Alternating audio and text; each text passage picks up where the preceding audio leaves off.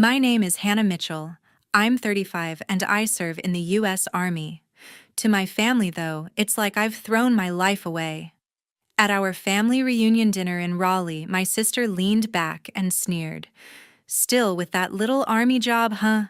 Laughter exploded around the table from my parents, my aunts, even the cousins.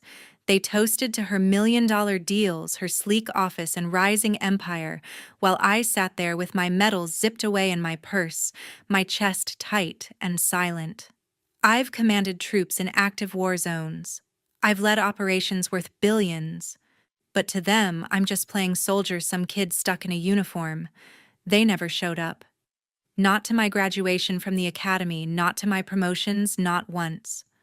That night, their laughter didn't just sting, it burned.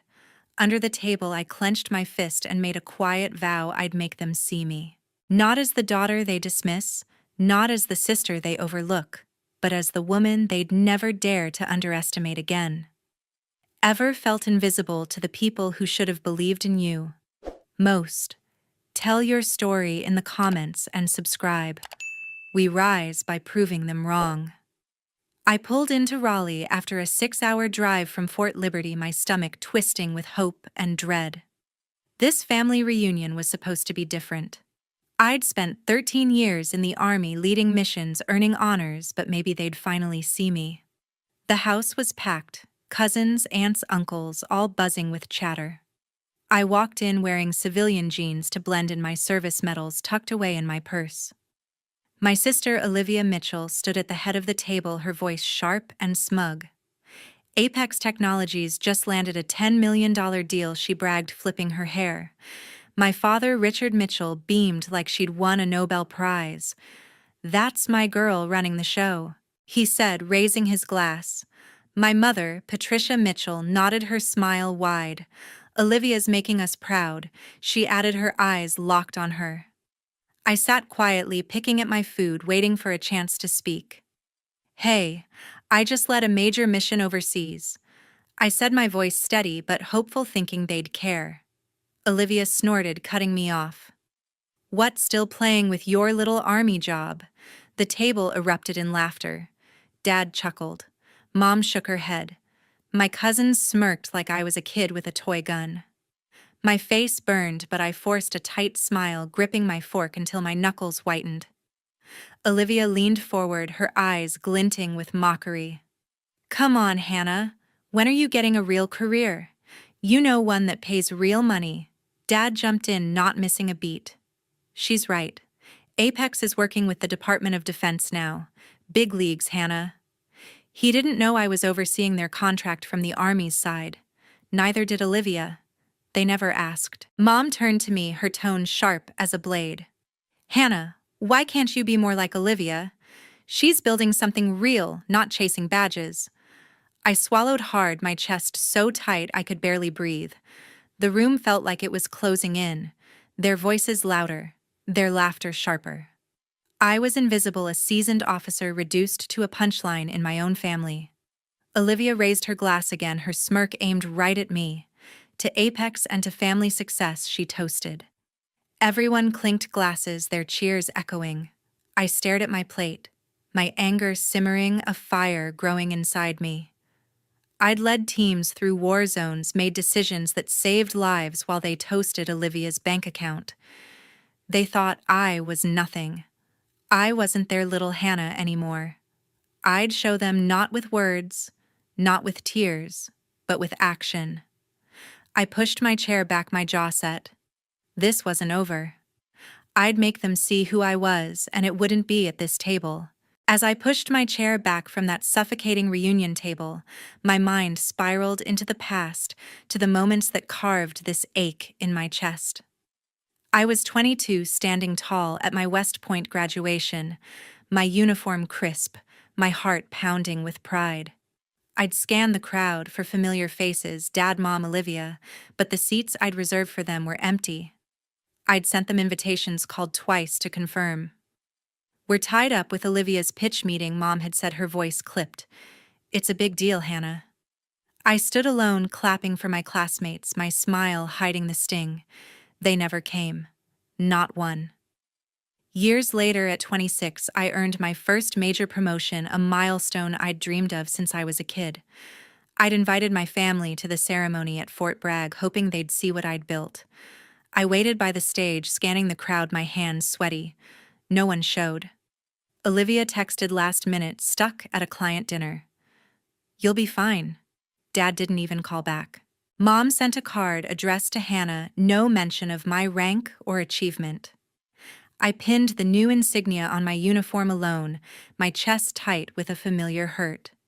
They were always too busy with Olivia's deals, her promotions, her life. The deepest cut came at 29, deployed in Syria. I was leading a critical operation, days without sleep, my team relying on me. I got a rare chance to call home, hoping to hear Dad's voice, maybe Mom's encouragement. I dialed from a dusty outpost, the connection crackling. Dad picked up, sounding distracted. "Hannah, can it wait? Olivia's closing a major contract today." Before I could respond, he hung up. I stared at the phone, my throat burning. My work grueling, life or death missions didn't matter to them. Olivia's boardroom victories always came first. I'd tried so hard to make them proud. At 24, I sent Mom a photo of me receiving a commendation for a cyber operation. She replied, "Nice, but Olivia just got featured in Forbes." At 30, I told Dad about a successful mission that saved lives. He said, "That's great, but Olivia's running a team of 50 now." Every achievement I shared was overshadowed by Olivia's success. They never asked about my work, never visited my base, never cared. I'd spent years chasing their approval, but all I got was silence or comparisons. Back then, I'd blamed myself. Maybe I wasn't enough. Maybe my path, grit, sacrifice service wasn't flashy like Olivia's corner office. But that night in Raleigh, as their laughter from the reunion echoed in my head, I saw it clearly. It wasn't me. It was them. They chose Olivia's world money status deals over mine. I'd carried that weight for years, each missed milestone a scar. But I wasn't that hopeful kid anymore. I'd built a life, a career, a purpose. They'd never see it, not at my graduations, not at my ceremonies, not over that crackling call from Syria. But I'd make them see it now, not for their love, but for me. The weight of those old scars from graduations and missed calls still lingered as I drove to my parents' house a week after the reunion. I wanted to try one last time to bridge the gap. In my bag was a service medal earned during a high-stakes mission overseas, one of my proudest moments. I'd carried it for months, hoping to share it with Dad to show him what I'd built. Maybe this time, they'd see me. I pulled up to their Raleigh home, my heart pounding with a flicker of hope. Inside, the living room was quiet. Just Dad, Mom, and my sister Olivia Mitchell sipping coffee. I took a deep breath and sat down, clutching the small velvet box. "Dad," I said, my voice steady, "I brought something for you." I opened the box, revealing the medal, its silver glinting faintly. "This is from a mission I led last year. It means a lot to me." I slid it toward him, my eyes searching his face. Richard Mitchell glanced at it, then pushed it back across the table. "Hannah, that's nice," he said, his tone flat, "but I don't need trinkets. Olivia's got a big presentation with Apex tomorrow. That's what matters." My chest tightened, but I kept my face, still hoping Mom would say something. Patricia Mitchell barely looked at the medal. "Hannah, honestly," she said, her voice sharp, "why do you keep bringing up this army stuff? Olivia's closing deals that actually change things." She gestured to my sister, who smirked, leaning back in her chair. "Yeah, Hannah." Olivia said, her eyes narrowing. "Maybe save the medals for your scrapbook. I'm pitching to the Department of Defense tomorrow. Real impact." They didn't know I was the officer overseeing Apex's contract, that my work shaped their so-called real impact. I clenched my jaw, the rejection stinging like a slap. I tried again, turning to Dad. "This isn't just a medal," I said, my voice rising slightly. "It's for saving lives, for work I poured everything into." He shrugged, sipping his coffee. "Olivia's work keeps the lights on," he said, not meeting my eyes. Mom nodded, adding, You should focus on something practical like Olivia does. The room felt smaller, their words cutting deeper than any mission I'd faced. Olivia laughed a short, mocking sound. Hannah? You're wasting your time? Stick to your little army games. I stared at the metal, its weight heavy in my hands.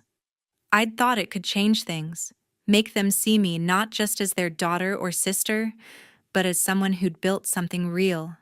But they didn't care. They never would. Their world revolved around Olivia's deals, her status, her bank account. My service, my sacrifices were invisible to them. I closed the box, my fingers trembling, and stood up. Fine, I said, my voice cold. You don't want this.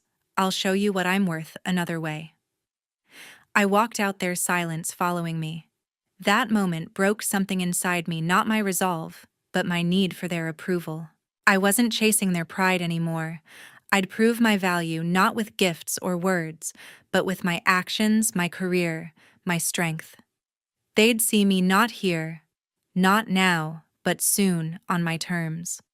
I left my parents' house with the medal still in my bag, its weight a reminder of their rejection, but also of my resolve. I didn't need their approval anymore. I'd prove my worth through my work. Back at Fort Liberty, I threw myself into my role as an officer, determined to rise above the sting of their words. My days were filled with high-stakes cyber operations, each one a test of skill and grit. But one mission, a critical network security audit, became my breaking point. I was tasked with leading a team to secure a classified system for a Department of Defense project. The deadline was tight. The stakes enormous. One flaw could compromise national security. I'd spent weeks preparing running simulations, double-checking code. But during the final audit, a hidden vulnerability slipped through, crashing the system in front of my team and our evaluators. The room went quiet, my stomach dropping as the screen flashed red. I'd failed publicly, spectacularly. My team looked to me, waiting for direction, but I froze, the weight of my family's dismissal echoing in my head. Maybe Olivia was right. Maybe I wasn't enough. That night, I sat alone in my office, staring at the failed audit report, my confidence shattered. I was ready to call it quits when Colonel James Parker, my mentor, walked in. Hannah, he said, his voice steady. You're not the first to stumble, and you won't be the last. He sat down, his eyes sharp but kind. Failure doesn't define you. It's what you do next. I shook my head, my voice tight. Colonel Parker, I let everyone down. This was my shot. He leaned forward, unyielding. You think I got these eagles without screwing up? You fix it. You learn, you keep going. That's leadership. His words hit hard. I'd spent years proving myself to a family that didn't care, but here was someone who saw my potential. Over the next week, Colonel Parker worked with me, dissecting the audit, pinpointing the flaw, a subtle coding error I'd overlooked. We rebuilt the system line by line, testing it until it was ironclad. He didn't sugarcoat my mistakes, but he didn't let me drown in them either. You're tougher than this, Hannah, he said during one late-night session. Show them what you're made of, not your family, but yourself. When we ran the audit again, the system held. The evaluators nodded, my team cheered, and I felt a spark of pride I hadn't known in years. Colonel Parker clapped me on the shoulder. That's the officer I know, he said. I wasn't just fixing code, I was rebuilding myself. I realized then that my family's rejection didn't define me. Their words, Olivia's smirks, Dad's shrugs, Mom's comparisons were noise. My work, my growth, my strength were what mattered. That victory at Fort Liberty wasn't just about the audit. It was about learning to stand up after a fall, to lead through doubt, to trust my own worth. Colonel Parker didn't just help me fix a system, he showed me I could fix myself. I wasn't done proving my value, not to my family, but to the world I'd built here. I'd keep pushing, keep leading, keep fighting, and I'd do it for me. The victory at Fort Liberty had reignited my fire, but as December rolled in, a quiet ache settled in my chest. Christmas was coming, and the thought of another holiday with my family's judgment, Olivia's smirks, Dad's shrugs, Mom's comparisons felt unbearable. I needed something else, something real. That's when Colonel James Parker, my mentor, invited me to his family's Christmas dinner. "You're not spending the holidays alone, Hannah," he said, his voice firm. I hesitated, but his insistence won me over. I arrived at Colonel Parker's house near Fort Liberty, my nerves buzzing. Susan Parker, his wife, greeted me at the door with a warm smile. "Hannah, come in," she said, pulling me into a hug that caught me off guard. The house was filled with laughter and chatter, a stark contrast to the cold silence of my family's reunion. At the table sat Brian Carter, my teammate from the cyber unit, his grin wide as he waved me over. "About time you showed up," he teased, passing me a plate. I sat down, my shoulders easing for the first time in weeks. Colonel Parker raised a glass, his eyes steady. "To the team," he said, "and to those who've got your back." I clinked glasses with them, a warmth spreading through me. Susan leaned over, her voice soft. "Hannah, James talks about you all the time. Your family here." I swallowed hard, my throat tight. Family. A word I'd chased for years, only to find it here, not in Raleigh, with Olivia's taunts or Mom's lectures. Brian shared stories of our missions, exaggerating my role in the audit fix to make me laugh. "Hannah saved the day," he said, winking. I shook my head, but Susan squeezed my hand. "You're tougher than you let on," she said. Colonel Parker nodded, adding, "She's one of the best. Don't let anyone tell you otherwise." Their words hit deeper than I expected, filling a void my family had left. For years I'd fought for Dad's pride, Mom's approval, Olivia's respect. But here with these people, I didn't have to prove anything. They saw me, my work, my heart, my strength. As the night went on, we swapped stories. Colonel Parker's early deployments, Susan's knack for keeping him grounded, Brian's ridiculous pranks on base. I shared a little about my missions, careful not to dwell on the pain of my family's rejection. "You ever think about going back?" Brian asked, his tone gentle. I paused, then shook my head. "They don't get it," I said. "But you all do." Susan smiled, refilling my glass. "You've got us now," she said. I felt a weight lift, a sense of belonging I hadn't known I needed. By the end of the night, I wasn't just an officer or a name on a roster. I was part of something bigger, a family that chose me, not because of blood, but because of who I was. Colonel Parker walked me out, his voice low. "Hannah, you're stronger than you know. Keep pushing." I nodded, my heart full. I'd spent too long chasing a family that didn't see me. Now I had one that did. And that was enough. The sense of belonging I'd found with Colonel Parker and my team fueled me as I dove into my biggest assignment yet. At Fort Liberty, I was tasked with overseeing a billion-dollar cybersecurity project for the Department of Defense, a contract tied to Apex Technologies, my sister's company. My role was to ensure their systems met the military's stringent standards: no leaks, no flaws, no compromises. The responsibility was immense, but after the audit victory, I felt ready. I led a team of analysts running tests, reviewing code, and coordinating with Apex's engineers. Every decision I made carried weight, and I thrived on the challenge, knowing this project could shape national security. Weeks into the project, I got a call from my mother, Patricia Mitchell. Her voice was tense, not warm. "Hannah, we need to talk," she said. I braced myself, expecting another lecture about Olivia's success. "Olivia's struggling with her Apex contract," Mom went on. "It's with the Department of Defense." "You're in the Army, can't you pull some strings?" I froze, my grip tightening on the phone. They didn't know I was the officer overseeing that very contract. I kept my tone even. "Mom, I don't do favors like that. My job is to protect the system, not bend rules." She sighed, exasperated. "Hannah, just help your sister. This is her big break." I hung up, my jaw clenched. The next day, my father, Richard Mitchell, called. "Hannah, Olivia's under pressure," he said, his voice heavy with expectation. "You're in the military. Do something to make this easier for her." I stared at my desk papers stacked with Apex's system specs. "Dad?" I said, my voice firm. "I can't. My work doesn't work that way." He scoffed. "You're always so rigid.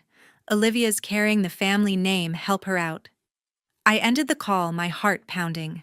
They thought my job was a tool for Olivia's success, not a career I'd built through years of sacrifice. Then Olivia herself texted. "Hey Hannah, I know you're with the Army. Can you talk to whoever's in charge of our DoD contract? It's a mess." Her casual tone, like she was asking for a coffee order, made my blood boil. I typed back, "Olivia, I don't interfere with contracts. Fix it yourself." She replied with a single word, "Whatever." I set my phone down, my hands shaking. For years, they'd dismissed my work as a little Army job, and now they wanted me to use it to save Olivia's reputation. The irony burned. Back at Fort Liberty, I doubled down on the project. Apex's systems had vulnerabilities, sloppy code, weak encryption that my team flagged. I sent detailed reports to their engineers expecting cooperation. Instead, their lead engineer, unaware I was the oversight officer, pushed back, citing unnecessary delays. I stood my ground, insisting on fixes. My team worked late nights, stress high but morale steady. I wasn't just doing my job, I was proving my worth not to my family, but to myself and the mission. One evening, Colonel James Parker stopped by my office. "Heard you're catching heat from Apex," he said, leaning against the doorframe. I nodded, exhausted. "They're not happy with my standards." He chuckled. "Good. Keep them honest, Hannah. You're doing what's right." His words steadied me. My family saw my work as a favor to leverage. Colonel Parker saw it as duty. I wasn't bending for Olivia or anyone else. As the project neared its deadline, I knew the real test was coming. Apex's leadership, including Olivia, would present their system at a conference in Raleigh. My team's findings would be front and center, and I'd be there to ensure the truth came out. I wasn't helping Olivia, I was holding her accountable. My family's requests had shown me one thing: they'd never respect my work until it stared them in the face. I was ready to show them, not with favors, but with results. The conference hall in Raleigh buzzed with anticipation as I adjusted my uniform, medals pinned carefully to my chest. Months of grueling work on the Apex Technologies cybersecurity project had led to this moment. I wasn't here to help my sister Olivia Mitchell as my family had demanded. I was here to do my job, to ensure the system was secure, no matter whose name was on it. My team's findings, detailed in a report I clutched tightly, exposed critical flaws in Apex's work. I took a deep breath, ready to face the room, knowing my family would be there, oblivious to my role. The hall was packed with Apex executives, Department of Defense officials, and my family seated near the front. Olivia stood at the podium, her smile confident as she presented Apex's system as flawless. My father, Richard Mitchell, and my mother, Patricia Mitchell, beamed from their seats, whispering proudly about her success. I stayed in the back, unnoticed, my heart steady but my nerves electric. Olivia's slides flashed across the screen, boasting unbreakable encryption and military-grade security. I clenched my report, knowing the truth. When Olivia finished, the room applauded. Thomas Reed, Apex's CEO, stepped forward to introduce the military's evaluation. "We're honored to have the officer overseeing this contract here," he said, scanning the room. I stepped forward, my boots clicking on the floor, my uniform crisp. The room turned to me, and Thomas Reed's face lit up. He stood, saluted, and said, "Colonel, welcome."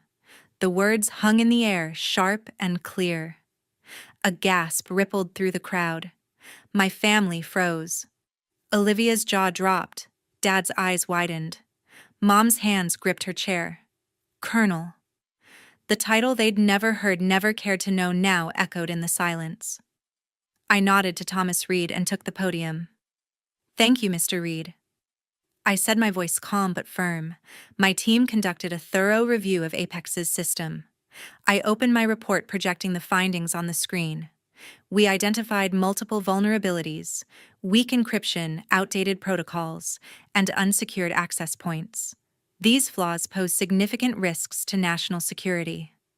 The room stirred murmurs growing. Olivia's face went pale, her confidence crumbling. I didn't look at her. This wasn't personal.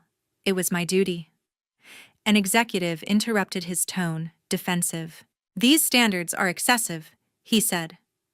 I held his gaze. "They're necessary," I replied. "My job is to protect our nation's systems, not to cut corners." Thomas Reed nodded, his expression serious. "Colonel Mitchell, we appreciate your rigor. Apex will address these issues immediately." Olivia sank into her seat, her hands trembling. Dad and Mom stared at me, their pride for Olivia replaced by shock. They'd called my work a little army job, but now they saw the truth.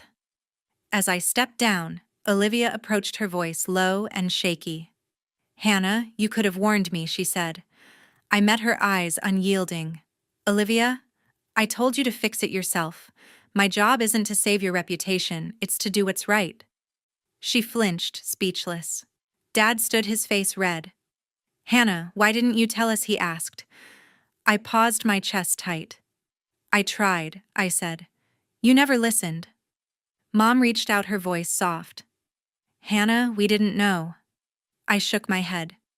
"You didn't want to know." The conference moved on, but the air between us was heavy. My family sat in stunned silence as Thomas Reed thanked me again, his respect clear. I'd spent years chasing their approval, but in that moment I didn't need it. I'd proven my worth not to them but to myself, my team, and the mission. As I left the hall, my medals glinting under the lights, I felt lighter.